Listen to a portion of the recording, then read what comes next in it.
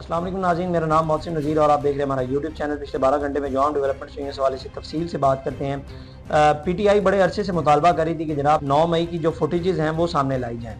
तो अब जनाब 9 मई की जो फुटेजेस हैं वो मंजर आम पर आ गई हैं। इस हवाले से तफसील से बात करते हैं और इसके साथ साथ शाह महमूद कुरैशी साहब बड़े अरसे बाद जनाब उन्होंने मीडिया से गुफ्तगू की। एक बड़ी हैरानकुन बात है और उन्होंने जो है मौजूदा लीडरशिप से बड़े गिले शिकवे भी किए हैं। उस हवाले से भी तफसील से बात करते हैं, लेकिन सबसे पहले जनाब आगाज़ करते हैं लाहौर की इंसदाद दहशतगर्दी अदालत ने पाकिस्तान तहरीक इंसाफ के बानी चेयरमैन इमरान खान तो 9 मई के 4 मुकदमात में ज़मानतें मंजूर करने का जो है वो तहरीरी फैसला जारी कर दिया है। 5 सफ़ात पर मुश्तमिल है ये फैसला। पहले मैं आपको बता देता हूँ कि फैसला क्या है, इसके बाद इसके ऊपर थोड़ी सी बात करते हैं।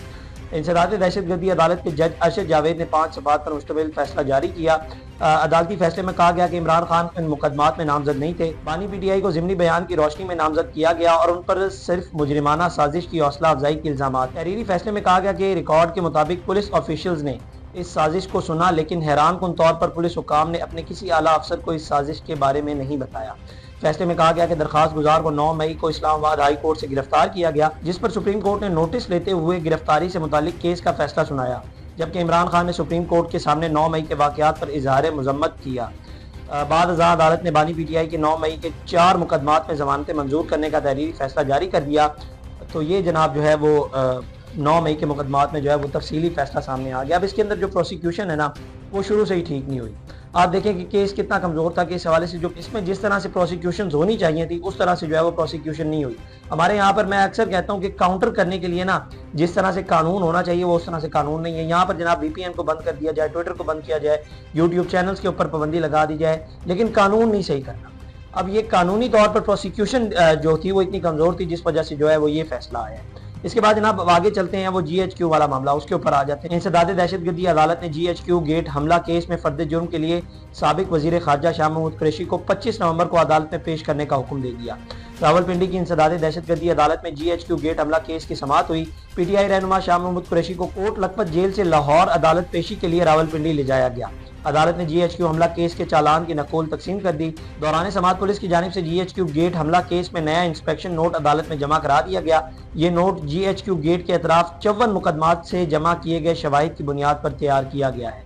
इंस्पेक्शन नोट में मुल्जिमान की GHQ गेट पर हमले के दौरान मुख्तलिफ अतराफ से आमद और मुल्जिमान से PTI के झंडे, टोपियां, पेट्रोल बम बरामद होने का जिक्र है। नोट में GHQ के बाहर नस्ब आर्मी लोगो समेत फौजी जवान के मुजस्मे को तोड़ना और मिशाल नुमा डंडे पर आग लगाए मुल्जिम हमजा लतीफ़ और मुल्जिम खादिम हुसैन की मौके से गिरफ्तारी का जिक्र भी मौजूद है। इंस्पेक्शन नोट में कहा गया कि GHQ गेट पर हमले के दौरान राजा बिशारत और खालिद जदून की क़यादत में 300 अफराद ने पाक आर्मी के खिलाफ नारेबाजी की और गालम गलोच की। मुसल्ला मुल्जिमान डंडों, पत्थरों, पेट्रोल बम से लैस थे।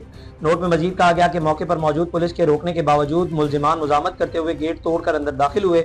मुल्जिमान ने गेट के अंदर लगे ब्रैकेट फैन, प्लास्टिक की कुर्सियां तोड़ दी, सड़क पर टायर जलाकर पेट्रोल बम मारकर आग लगाई और आवाम में खौफ व हरास फैलाया। तो ये जनाब जो है वो GHQ केस में डेवलपमेंट्स हुई। इसके बाद जनाब अब आगे आ जाते हैं जो बड़ी हैरान कौन डेवलपमेंट हुई। मैं बड़ा हैरान हुआ वो देख कर कि शाह महमूद कुरैशी साहब ने जो है वो मीडिया से गुफ्तगू की और उनकी फुटेजेस जो हैं वो मीडिया प्लेटफॉर्म्स के ऊपर चलाई गई। अब इसको क्या समझा जाए? ज़ाहिर बात है कुछ लचक मिली है या कुछ ढील मिली है जिसकी वजह से जो है वो उन्होंने गुफ्तगू की है। अब उनकी गुफ्तगू में बड़े तंजिया अंदाज में उन्होंने बात की, जैसे वो खालिश उर्दू में बात करते हैं तो उस तरह से उन्होंने बात की और साथ ही साथ मौजूदा जो लीडरशिप है उसके ऊपर उन्होंने बड़ा तंज किया। शाह महमूद कुरैशी का कहना था कि साइफर केस में अडयाला बंद था, अल्लाह पाक ने सुरखरू किया। आज 9 मई के झूठे केस में कोट लखपत जेल बंद हो, जहां पड़ा था आज भी वहीं खड़ा हूं, IK के साथ था और इंशाल्लाह रहूंगा। उन्होंने कहा कि 24 नवंबर बानी चेयरमैन PTI की हिमायत करता हूं। पूरी कौम, बुकला, नौजवान 24 नवंबर को बाहर निकलें, हुकूक की आवाज़ बुलंद करें। कारकुन 24 नवंबर को पुरअमन रहें, कानून हाथ में ना लें। पुरअमन एहतजाज हमारा आईनी और कानूनी हक है। उन्होंने कहा कि अपनी आज़ाद क़यादत बैरिस्टर गौहर, अच्छा ये जो पॉइंट है ना ये आपने बड़ा गौर से सुनना है। उन्होंने कहा कि जनाब अपनी आज़ाद क़यादत बैरिस्टर गौहर, उमर अयूब, सलमान अकरम राजा, शेख वकास अकरम से कहता हूँ कि वक्त इजाज़त देता है कोट लखपत जेल आए। लाहौर जेल में यास्मीन राशिद, महमूद रशीद, सरफराज चीमा भी तवील अरसे से कैद हैं। हमारा भी नुक्ता नज़र सुने। मेरा 40 साल सियासी तजर्बा है, अच्छा मशवरा दूंगा। پی ٹی آئی آزاد قیادت اچھا کام کر رہی ہے، خراج تحسین پیش کرتا ہوں۔ ہمارا نقطہ نظر بھی سن لیں، ہم اپنی آزاد قیادت کی جد و جہد کو خراج تحسین پیش کرتے ہیں۔ تو یہ جناب جو ہے انہوں نے وہ گفتگو کی۔ اب ظاہری بات ایک فیکٹر تو یہ بھی ہو سکتا ہے کہ ذہین قریشی کے حوالے سے جو چند عرصہ پہلے ظاہری بات ہے جو خبریں نکل کے سامنے آئی ہیں، ان کو غدار وطن کا ٹیگ دے دیا گیا۔ اب شاہ محمود قریشی صاحب ایک پارٹی کے رہنما ہو یا جو بھی ہوں، لیکن وہ پہلے باپ ہیں۔ اب ظاہری بات ہے وہ ان کا بیٹا ہے، اور ان کے بیٹے کے اوپر اس طرح سے پچھلے 2-3 ہفتوں کے اندر جو کیچڑ اچھالا گیا ہے، ظاہری بات ہے ایک تو وہ اس حوالے سے طنز کر رہے تھے، اور دوسرا وہ یہ کہہ رہے تھے کہ جناب ہم سے ملاقات کے لیے بھی کوئی نہیں آتا۔ اور یہ میں آپ کو گزشتہ کئی ولاگز میں بتا چکا ہوں کہ جناب علی امین گنڈا پور آج تک اڈیالہ جیل میں جو ہے وہ شاہ محمود قریشی سے نہیں ملے، ڈاکٹر یاسمین راشد سے نہیں ملے۔ آپ اندازہ لگائیں، وہ کینسر سروائیور ہیں، اور وہ اس وقت میرا خیال ہے کہ وہی سب سے ایجڈ ہیں جو جیل کے اندر ہیں۔ پی ٹی آئی کے حوالے سے اگر بات کی جائے تو ان سے بھی جو ہے وہ علی امین گنڈا پور نہیں ملے، بلکہ کوئی اور بھی لیڈرشپ نہیں ملی، تو وہ اس حوالے سے بھی ایک گلا شکوہ کر رہے تھے۔ اس کے بعد جناب ذہین قریشی صاحب بھی وہاں پر موجود تھے، اور انہوں نے بھی میڈیا سے گفتگو کی۔ میں پارٹی کے عہدے سے مستعفی ہوا ہوں، راول پنڈی میں میڈیا سے گفتگو کرتے ہوئے انہوں نے کہا کہ پارٹی نے مجھے شو کاز نوٹس جاری کیا، اس کا جواب بھی دے دیا۔ ذہین قریشی کا کہنا تھا کہ میرا معاملہ پارٹی کے سامنے ہے، میں اچھے کی امید رکھتا ہوں۔ پی ٹی آئی رہنما نے کہا کہ میں گزشتہ روز کے پی کے میں بلائے گئے اجلاس میں شرکت کے لیے گیا تھا۔ تو یہ میں نے آپ کو کل ہی ولاگ کے اندر بتا دیا تھا کہ جناب ذہین قریشی صاحب جو ہیں وہ بھی وہاں پر موجود تھے، اور ان کے ساتھ ان کی جو بہن ہے وہ بھی وہاں پر موجود تھی، جو بشرا بی بی نے جو اجلاس بلایا ہوا تھا۔ اس کے ساتھ ساتھ انہوں نے کہا کہ جناب پارٹی کے لوگوں سے ملاقات ہوئی، تمام چیزوں پر بات ہوئی۔ ان کا کہنا تھا کہ ہم تحریک انصاف کے ساتھ کھڑے ہیں اور کھڑے رہیں گے۔ انہوں نے یہ بھی کہا کہ واحد ممبر ہوں جس کو قومی اسمبلی سے گرفتار کیا گیا، میرا پورا خاندان مشکلات سے گزرا۔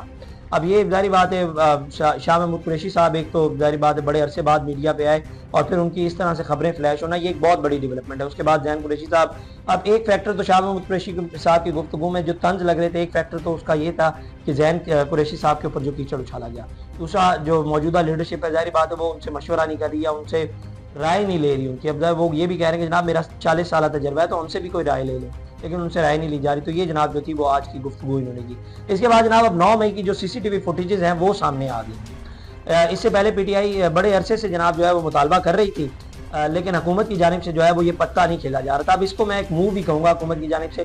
ظاہری بات ہے ان چند فوٹیجز کی بنا کے اوپر ہم یہ نہیں کہہ سکتے کہ جناب یہ ظاہری بات ہے پی ٹی آئی کو پکڑے اور یہ سب کچھ ہے۔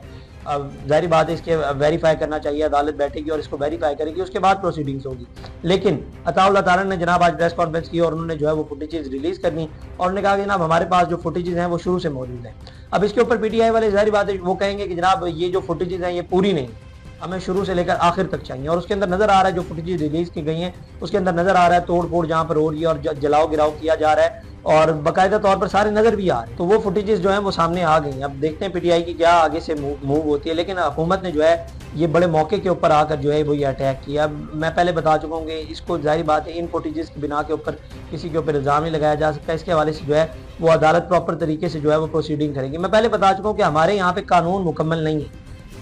9 مئی کیسز کے حوالے سے جس طرح سے پروسیڈنگز ہونی چاہیے تھی اس طرح سے نہیں ہوئی، قانونی طریقہ کوئی بھی نہیں ہوگا۔ آپ دیکھیں کہ اگر 9 مئی کا واقعہ ہوا تھا تو اس سے اگلے ہفتے ہی جو ہے وہ جوڈیشل کمیشن کا ایک بینچ بنانا تھا جو یہ ساری پروسیڈنگز سنتا، اور انہیں کہتے کہ جناب 6 مہینے کے اندر ہمیں اس حوالے سے فیصلہ چاہیے۔ جو کوئی نہیں ہے، پی ٹی آئی والے کہتے ہیں نا کہ اس کے اندر جو ہے وہ ماسک لگا کے اور لوگ بھی آئے ہوئے تھے، تو پھر جو لوگ بھی اس کے اندر ملوث تھے ان کو سزا دی جاتی، اور موقع کے اوپر سزا دی جاتی تاکہ ان کو پتہ چلتا اور انہیں عبرت کا نشان بنایا جاتا۔ لیکن ہمارے یہاں پر وہ ظاہری بات ہے اٹھا لینے والا سلسلہ ہوگا، اور اس کے بعد کئی ماہ تک جو ہے وہ اس کا پتہ ہی نہیں چلتا۔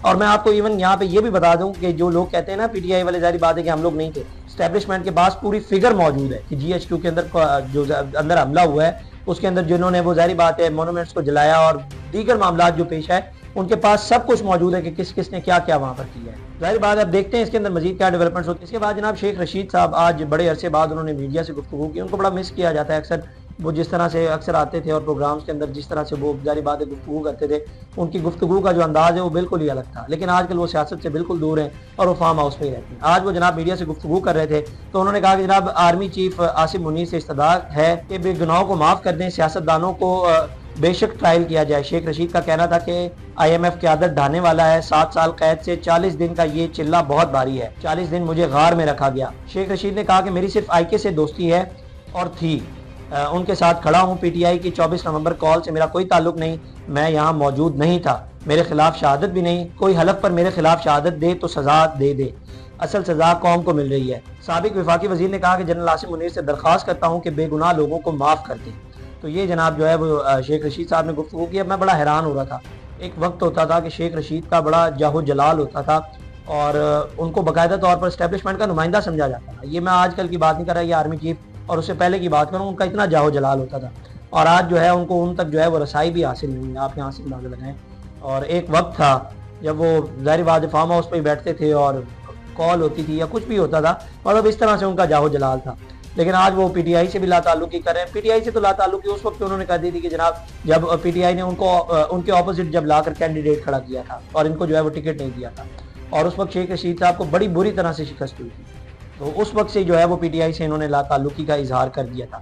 اس کے بعد جناب اب میاں صاحب جو ہیں وہ واپس آ رہے ہیں. پہلے یہ کہا جا رہا تھا کہ جناب مریم نواز صاحبہ جو ہیں پہلے وہ واپس آئیں گے, اور اس کے بعد جو ہے چند دن بعد مریم نواز صاحبہ آئیں گی. آپ کو یاد ہوگا کہ مریم اورنگزیب صاحبہ نے ایک پوڈ کاسٹ کے اندر کہا تھا کہ جناب میاں صاحب جو ہیں وہ 12 یا 13 تاریخ کو آئیں گے, لیکن غالباً تھوڑی سی دیر ہو گئی, تو آج وہ جو ہے وہ اپنے جو لنڈن والے اپارٹمنٹس ہیں وہاں سے نکلیں اور ایئرپورٹ پر پہنچیں, اور ابھی چند ہی گھنٹوں میں جو ہے وہ پاکستان تشریف لے آئیں گے. لیکن میاں صاحب جب بھی آتے ہیں تو ایک جو ہے نا وہ پاکستان کے اندر جو ہے وہ ہلچل مچی ہوتی ہے. اب اگلے ہفتے پی ٹی آئی کا ایک بہت بڑا احتجاج ہے, اب دیکھتے ہیں اس کے اندر بھی مزید کیا ڈیولپمنٹس ہوتی ہیں. اور میاں صاحب بھی آ رہے ہیں, کیونکہ بہت سی کیا سرائیاں ابھی یہ بھی کی جا رہی ہیں کہ جناب یہ اب چلے گئے اور یہ واپس نہیں آئیں گے, لیکن اب وہ واپس آ رہے ہیں. دیکھتے ہیں اس کے اندر مزید کیا ڈیولپمنٹس ہوتی ہیں, وہ آتے ہیں. تو اس حوالے سے آگے چل کے تفصیل سے بات کریں گے. اگلی ویڈیو میں دوبارہ ملاقات کریں. اللہ نگہبان. اس طرح کی اور ویڈیوز دیکھنے کے لیے سبسکرائب کیجیے ہمارا چینل اور دیکھتے رہیے PSP KG نیوز.